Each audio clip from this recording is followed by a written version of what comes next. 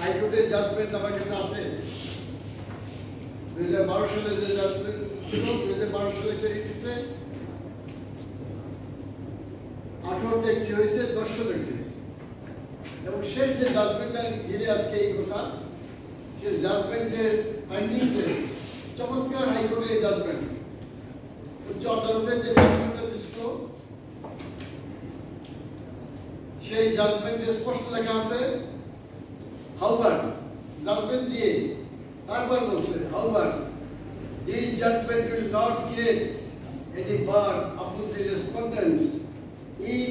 they change, reduce or increase the ratio of percentage of the quota relating to the aforesaid criteria and when necessary. এটা অর্থ হলো আপনি যখন সরকারের উপরে দায়িত্ব দিল একটি নির্বাহী আদেশের দিয়ে সরকার ইচ্ছে করলে এই কোটা বাড়াতে পারবে কমাতে পারবে ইচ্ছা মতো সাজাতে পারবে যখন যেটা প্রয়োজন যদি কোনো কোটা পূরণ না হয় সে মেধা তালিকা থেকে কোটা নিয়ে আসবে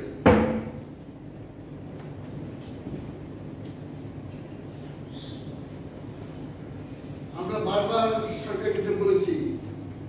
এই দেশের সমস্ত অর্জন ছাত্ররা করেছে রাজপথের আন্দোলন করে বাংলার ভাষা আন্দোলন ৬২ শিক্ষা আন্দোলন ৬৬ স্বাধীনতা আন্দোলন ৬৯ গণঅভ্যুত্থান বঙ্গবন্ধুকে ১১টা মামলায় গ্রেপ্তার করেছে কোন আদালত তাকে ছাড়া দেয় নাই ছাত্র জনতার আন্দোলনের মুখে বঙ্গবন্ধুকে ছাড়তে গভর্নমেন্ট বাধ্য হয়েছে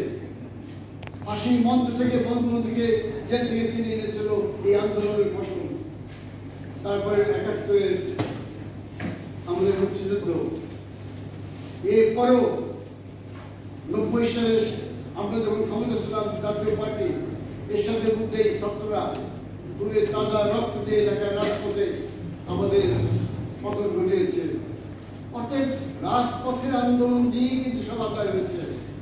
আজকে সেই রাজপথের আন্দোলনকে কেন আপনারা কোর্ট কাছে দিলেন কেন বিতর্ক সৃষ্টি করলেন তাই আমাদের কতগুলো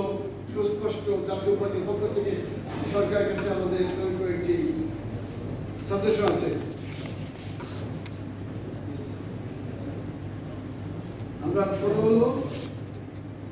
কোটা যেখানে সরকারি বাতিল করেছিলেন হাইকোর্টের রায় সেটা আবার বাতিল হলো কোটা সরকার আগে নাই কিন্তু হাইকোর্ট আবার সেই সরকারের 18 সালের যে আদেশ সেটা বাতিল করে বলতে থাকবে তো কোটা হার কোন বানানোর ইতিহাস সম্পূর্ণ সরকার হাতে থাকবে ফলে সরকারের পক্ষে ছাত্রদের দাবি অনেক সুযোগ ছিল এবং আমরা মনে করি সেই সুযোগ এখন আছে